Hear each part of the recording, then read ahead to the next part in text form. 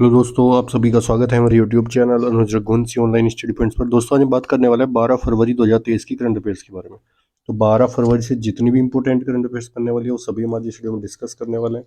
और साथ ही हम डिस्कस करने वाले हैं स्टेटिक जी, कोई भी स्टेट या कंट्री से जितनी भी स्टेटिक जी के बनती है वो सभी हम वीडियो में डिस्कस करते हैं। दोस्तों जिन दोस्तों ने हमारा चैनल अभी तक सब्सक्राइब नहीं किया वो चैनल को सब्सक्राइब कर लें और वीडियो को लाइक एंड शेयर करना ना भूलें और बेल आइकन को दबाना ना भूलें ताकि आपको नई वीडियो का नोटिफिकेशन सबसे पहले मिलता रहे। चलिए शुरू करते हैं। फर्स्ट न्यूज़ देख लेते हैं। पहली न्यूज़ है हमारी गोवा से।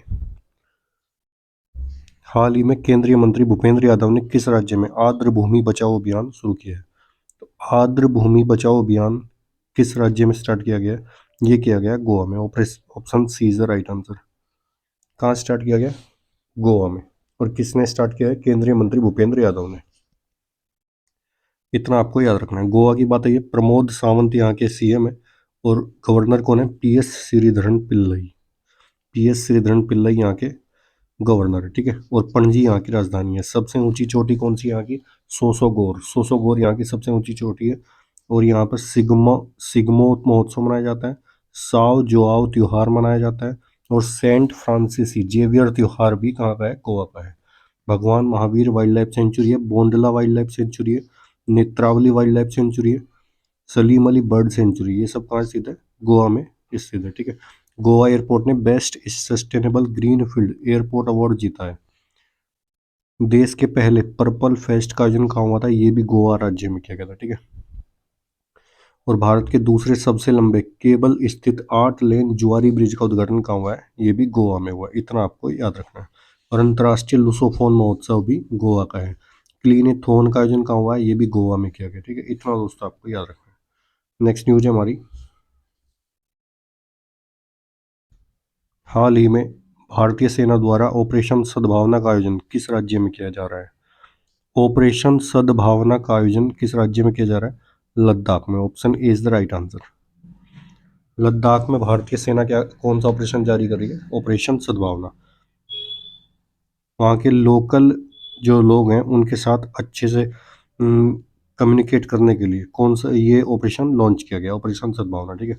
और ये भारतीय सेना के द्वारा लॉन्च किया गया किस राज्य में? लद्दाख राज्य में। ये केंद्र शासित प्रदेश है भारत का, ठीक है। अब लद्दाख की बात है, लद्दाख के लेफ्टिनेंट गवर्नर कौन है? एम के माथुर यहाँ के उपराज्यपाल है, ठीक है। इतना आपको दोस्तों लद्दाख से याद रखना है। और लद्दाख में देश का पहला नाइट सफारी अभयारण्य स्थापित किया जाएगा।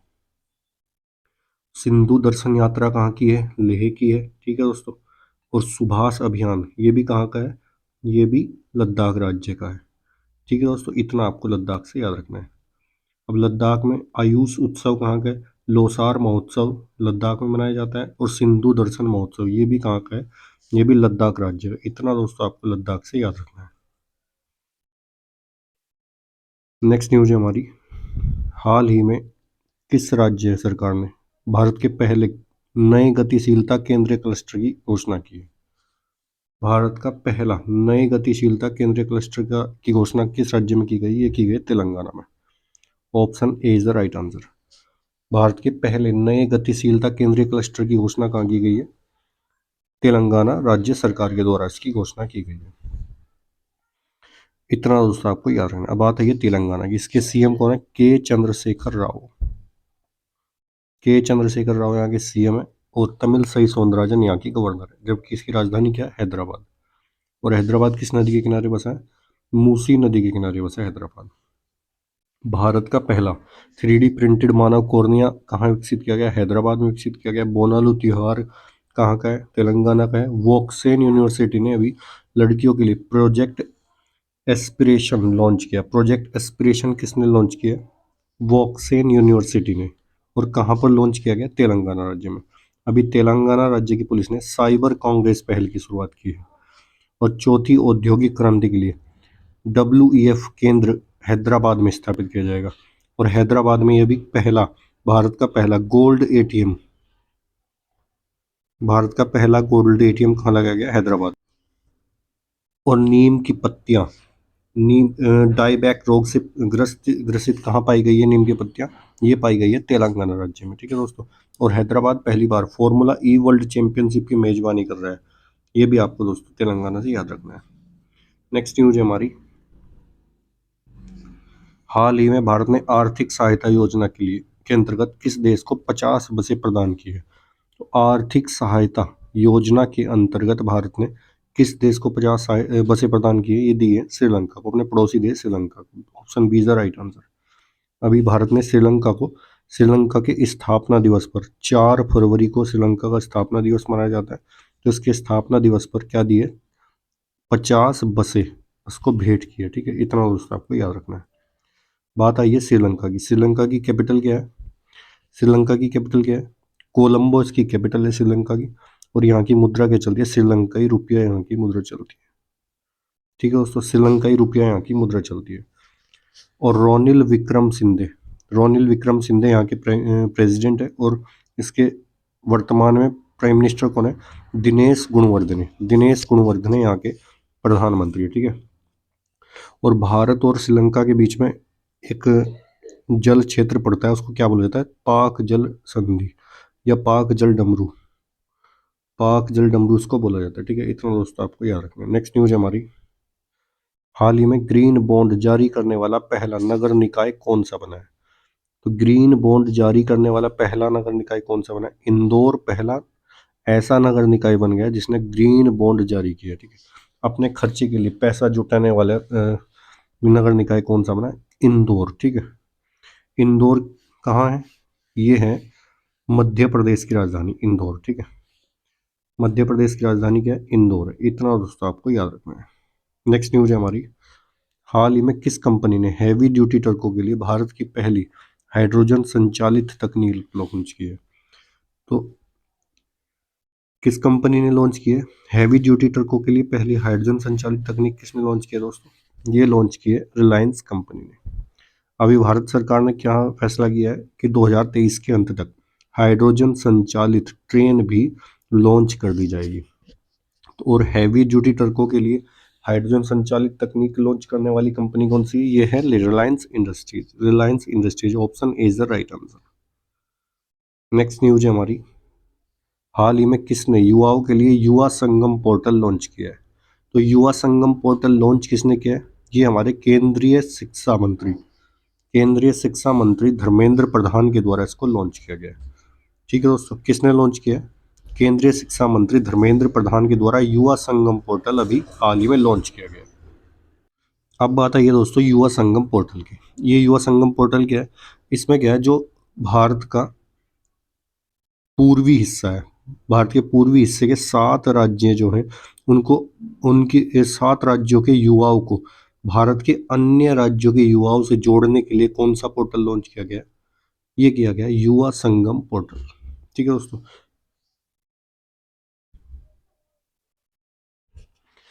तो पूर्व के 7 राज्यों को भारत के अन्य के युवाओं को भारत के अन्य राज्यों के युवाओं के साथ जोड़ने के लिए शिक्षा के क्षेत्र में, पर्यटन के क्षेत्र में और पर्यावरण के क्षेत्र में, ठीक है, इन सभी के क्षेत्रों में युवाओं को आपस में कनेक्ट करने के लिए कौन सा पोर्टल लॉन्च किया गया है सरकार के द्वारा, युवा संगम पोर्टल। और ये किसने लॉन्च किया, भारत के शिक्षा मंत्री धर्मेंद्र प्रधान के द्वारा इसको लॉन्च किया गया। इतना दोस्तों आपको याद रखना। नेक्स्ट न्यूज है हमारी, हाल ही में हवार्ड लॉ रिव्यू की अध्यक्ष कौन चुनी गई है। हवार्ड लॉ रिव्यू की अध्यक्ष कौन चुनेंगे, Apsara Iyer. Option A is the right answer. Apsara Iyer अभी हवार्ड लॉ रिव्यू की अध्यक्ष चुनी गई। इतना दोस्तों आपको याद रखना है। अब ऑप्शन बी दिया गया लक्ष्मी सिंह, ये उत्तर प्रदेश की पहली महिला कमिश्नर चुनी गए। कौन, लक्ष्मी सिंह। प्रथम महिला कमिश्नर कौन चुने गए, लक्ष्मी सिंह। और ये ग्रेटर नोएडा की पहली महिला कमिश्नर चुनी गई। ठीक है, उषा रेड्डी क्या है, अमेरिकन राज्य कंसास राज्य में सीनेटर के रूप में इन्होंने शपथ ली है अभी, किसने, उषा रेड्डी ने। जबकि सुरभि जखमोला, इनको अभी बीआरओ के अंदर प्रथम महिला अधिकारी चुना गया उस सुरभि जखमोला को। इतना दोस्तों आपको याद रखना है। तो इस क्वेश्चन का ऑप्शन कौन सा है, A option is the right answer. Next news है हमारी, हाल ही में किस राज्य के क्रिकेटर एरोन फिंच ने अंतर्राष्ट्रीय क्रिकेट से संन्यास की घोषणा की। किस देश के क्रिकेटर ने की है, ऑस्ट्रेलिया के क्रिकेटर एरोन फिंच ने अभी अंतर्राष्ट्रीय क्रिकेट के सभी प्रारूपों से संन्यास की घोषणा की। Option A is the right answer. अब बात आइए दोस्तों ऑस्ट्रेलिया की। ऑस्ट्रेलिया की कैपिटल क्या है? कैनबरा इसकी कैपिटल है। और मुद्रा यहाँ की क्या चलती है? ऑस्ट्रेलियाई डॉलर इसकी मुद्रा चलती है। ठीक है, ऑस्ट्रेलियाई डॉलर यहाँ की मुद्रा चलती है। अभी ऑस्ट्रेलिया और भारत, ऑस्ट्रेलिया, भारत, जापान और यूएसए, इन 4 देशों ने मालाबार नामक युद्ध अभ्यास में भाग लिया था। इसमें मालाबार युद्ध अभ्यास किस किस के बीच में होता है? Australia, USA, America, Australia, America, Japan और भारत। और ये कहाँ आयोजित किया गया था? जापान के नौसेना क्षेत्र में। ठीक है, और ये एक नौसेना अभ्यास है और ये कहाँ आयोजित किया गया था? जापान में। ठीक है, इतना दोस्तों आपको याद रखना है। नेक्स्ट न्यूज है हमारी, हाल ही में कौन सा राज्य अगले 2 वर्षों में ग्रीन हाइड्रोजन हब स्थापित करेगा? तो ग्रीन हाइड्रोजन हब कौन स्थापित कर रहा है? ये कर रहा है दोस्तों, कौन सा राज्य कर रहा है? Option A is the right answer. Kerala राज्य में भी क्या कराया किया गया इसमें, अगले आने वाले 2 वर्षों में ग्रीन हाइड्रोजन हब स्थापित करेगा। एक कौन? केरल राज्य। ठीक है, अपनी ज़्यादातर एनर्जी की जो खपत है वो हाइड्रोजन बेस्ड, हाइड्रोजन आधारित ये पूरी करेगा। इतना दोस्तों आपको याद रखना है। Option A is the right answer. अब बात आई है केरल की। केरल के सीएम कौन है? पिनराई विजयन। पिनराई विजयन यहाँ के सीएम है और आरिफ मोहम्मद खान यहाँ के गवर्नर है।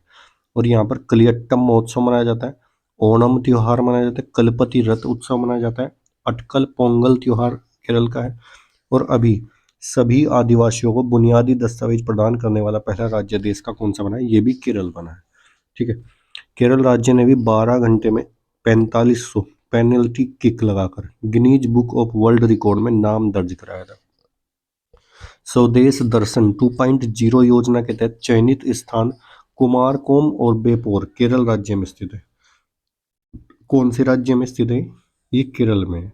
देश का पहला पूरी तरह से डिजिटल बैंकिंग राज्य कौन सा बना है? ये भी दोस्तों केरल बन गया है। और केरल राज्य ने सार्वजनिक परिवहन सेवाओं के लिए केंद्र सरकार का पुरस्कार अभी जीता था। वन स्कूल वन आईएएस योजना कहाँ की है? ये भी केरल की है। Online government e taxi service शुरू कहाँ हुई है? ये भी केरल राज्य में शुरू हुई है। मेडिसेप योजना ये भी कहाँ की है? केरल राज्य की है। और छात्राओं को 60 दिन का मातृत्व अवकाश देने वाला देश का पहला राज्य कौन सा बना है? केरल बना है। इतना दोस्तों आपको याद रखना है। और नोरोवायरस की पुष्टि सबसे पहले भारत के अंदर कहाँ हुई है? वो भी केरल में हुई। इतना आपको याद रखना है।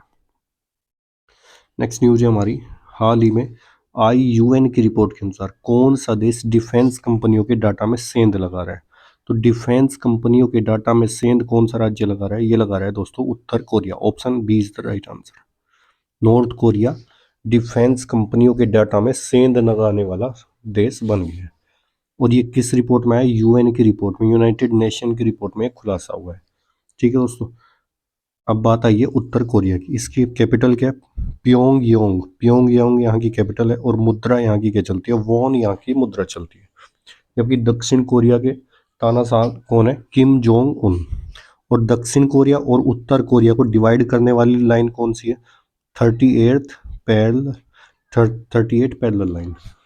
38 पैरेलल लाइन उत्तर कोरिया और दक्षिण कोरिया को डिवाइड करने वाली लाइन है। ठीक है, इतना दोस्तों आपको याद रखना है। जबकि भारत और पाकिस्तान की को डिवाइड करने वाली लाइन कौन सी है दोस्तों?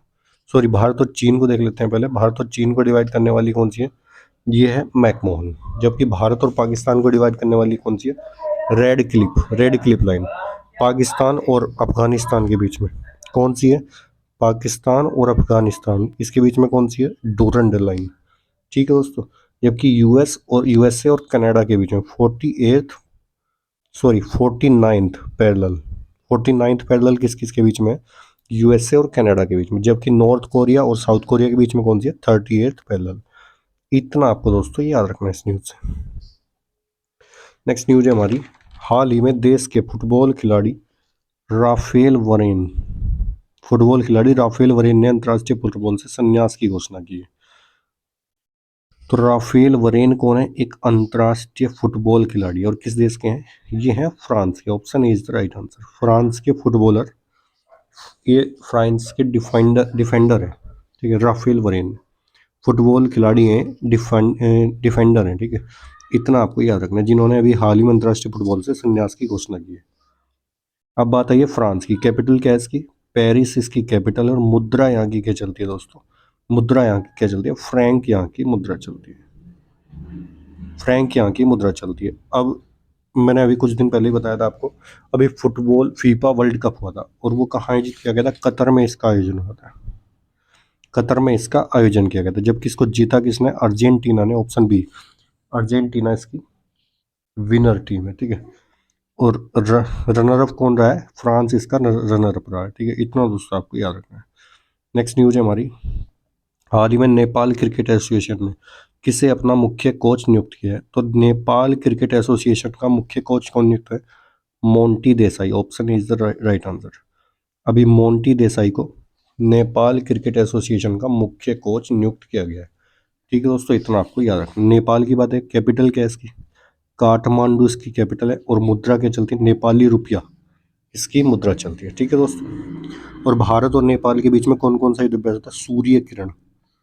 सूर्य किरण किस किस के बीच होती है? भारत और नेपाल के बीच में। नेक्स्ट न्यूज है हमारी, हाल ही में भारत के किस पड़ोसी देश ने अपने 37 शहरों में मार्शल लॉ लगाया है? तो मार्शल लॉ किसके बीच में लगाया? कौन सा ऑप्शन सही है? ये दोस्तों लगाया, ये लगाया Myanmar. Option B is the right answer.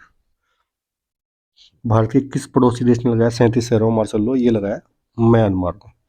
इतना दोस्तों आपको याद रखना है। म्यांमार के 37 शहरों में मार्शल लॉ अभी लागू किया गया। अब बात है म्यांमार की। इसकी कैपिटल क्या है? न्यायपीडो इसकी कैपिटल है। और यहाँ की मुद्रा क्या चलती है?